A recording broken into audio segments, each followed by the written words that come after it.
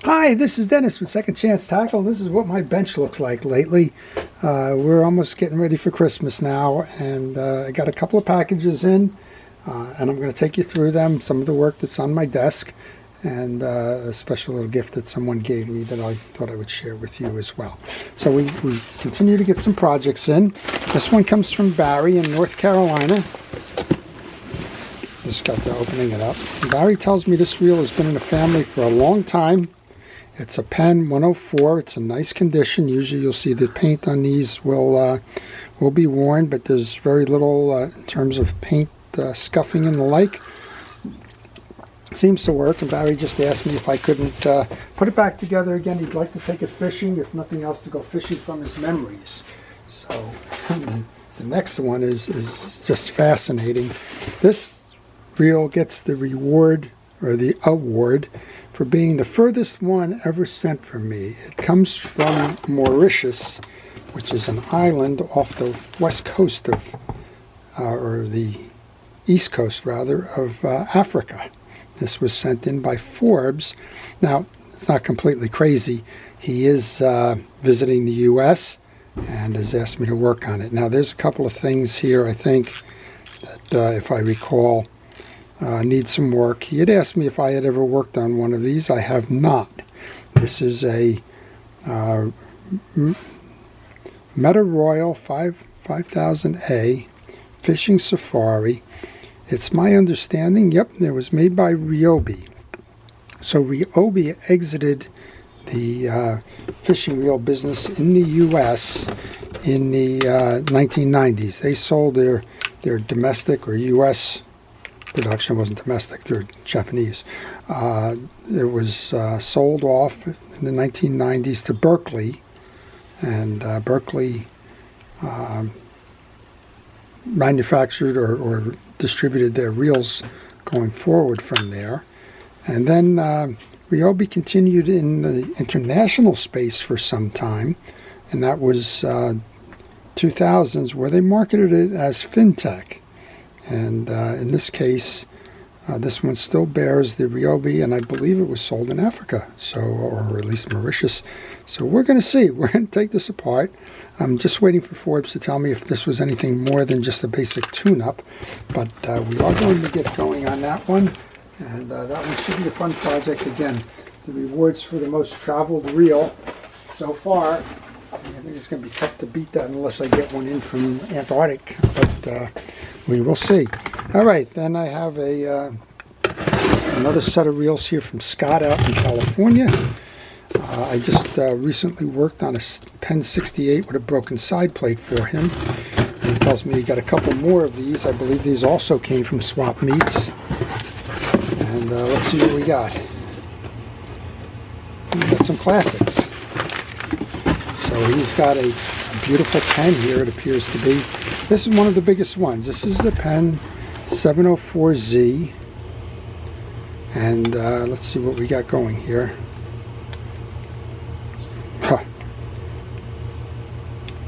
We got a very tired reel, but we've seen those tired reels already. These tired reels are usually grease choked, and we'll take it apart. We'll do a video on that one.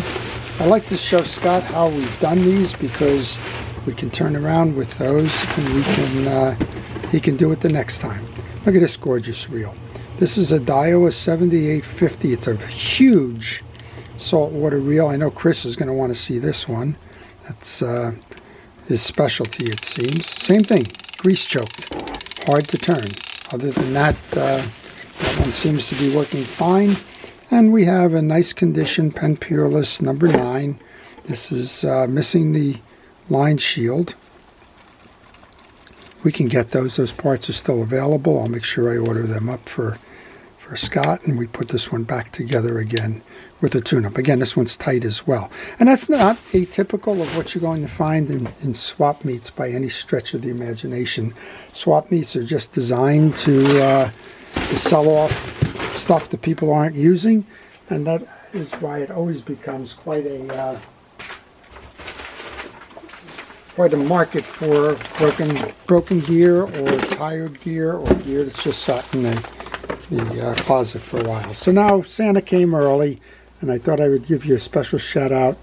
I really do appreciate everything that Hasim has done. Hasim is a viewer of ours. He's out in the Los Angeles area, and he took the time and the effort to thank me for my videos. I'm humbled all the time when I hear that kind of stuff, and to actually give me a package, because he's a former auto mechanic, and he said there's some tools that he's using in the auto mechanic world that I should be aware of, and that if I'm not aware of them, then go ahead and give it a try.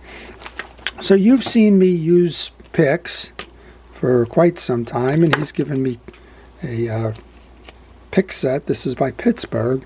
Those of you that have the Harbor Freights near you or use the Harbor Freight online know that Pittsburgh is a brand of Harbor Freight, and I use them. I think this one actually came from them. What he said is nice about these is that these pieces are interchangeable. They screw in and screw out. They have, I think he said, it's an O-ring hook set, and we have the flat angular one, the curved angular one. This one looks interesting in the back here. It's hard for you to see with all that glare in that, but I actually bent one of those to pull out a bearing. Then we have a straight one, much like this. And he said I can detach these and just have the red handled on one side or another, and I thank him for that. Everybody hears me talk about the glove and how I like to use that on my non-working hand, and then I have sensitivity issues and the like. So here's Hasim's tip, and I want to share it with you. Take a glove, snip the fingertips off of it, put it on your working hand.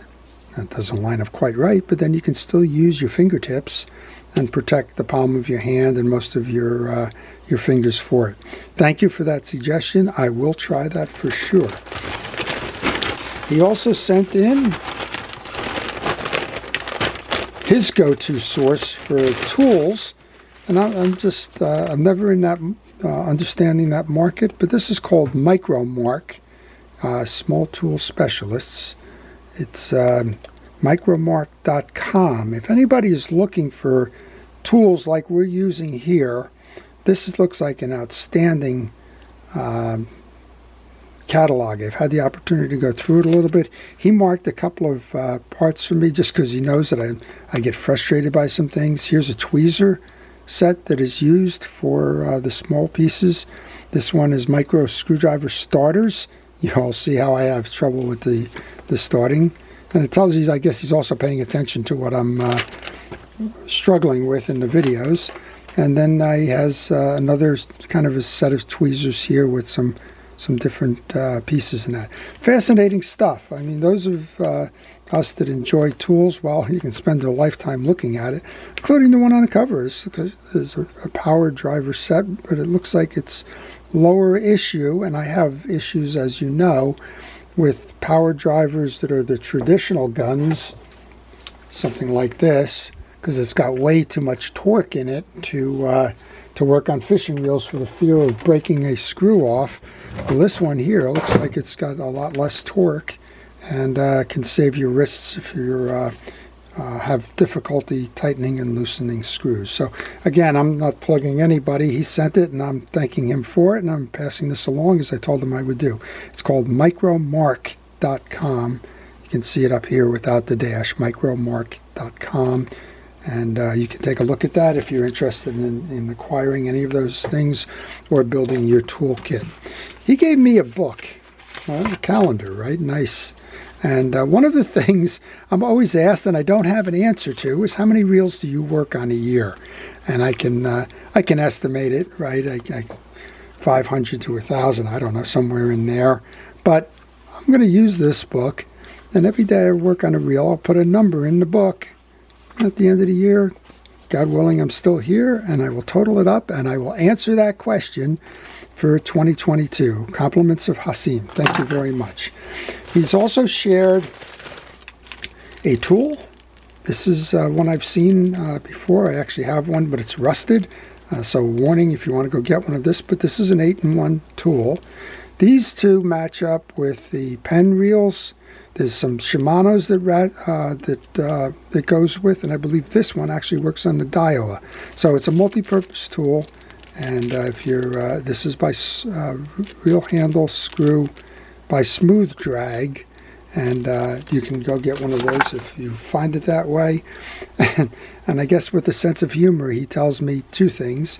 One, if you can't get it out with anything else, use a vice grip. But two, look at this. We have the rubber coating on that vice grip so that you're not going to mar.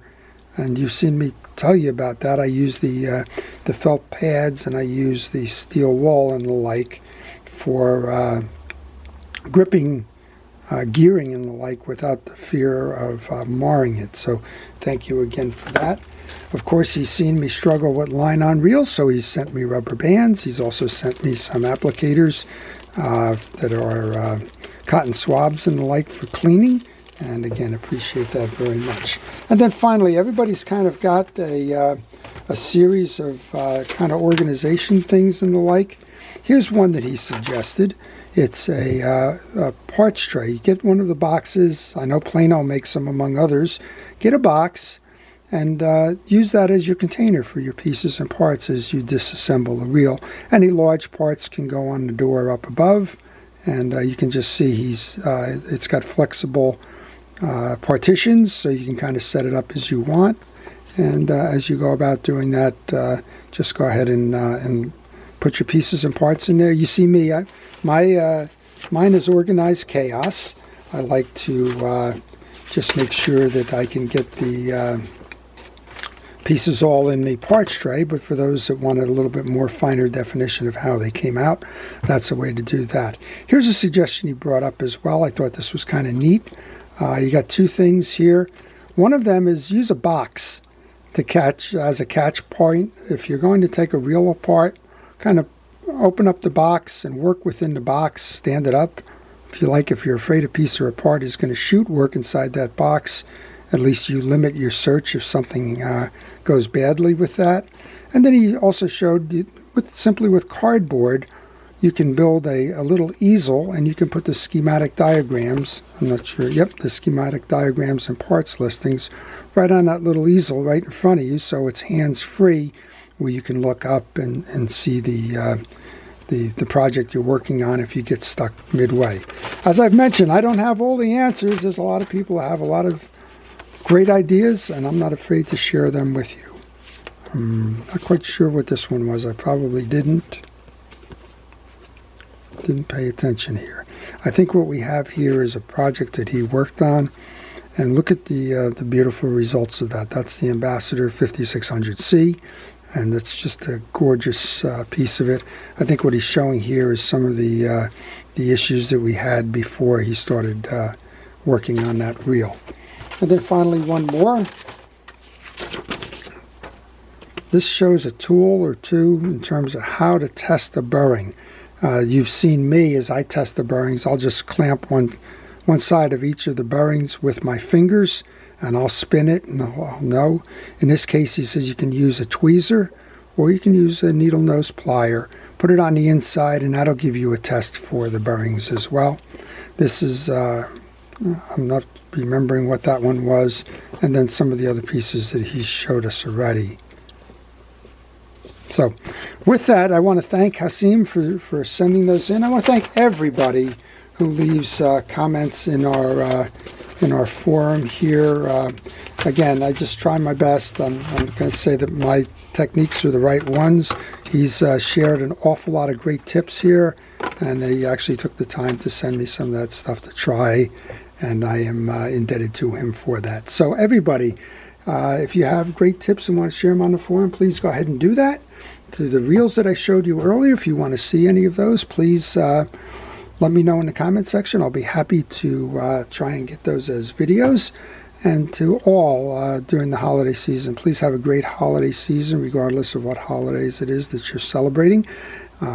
Here in our house, we celebrate Christmas and New Year's, and we're certainly looking forward to some downtime with the family. So a special shout out to all of the folks that are working these holidays.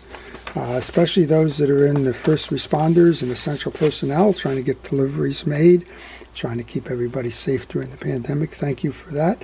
And to all, please stay safe, stay well, and stay watching. This is Dennis with Second Chance Tackle. Have a great day.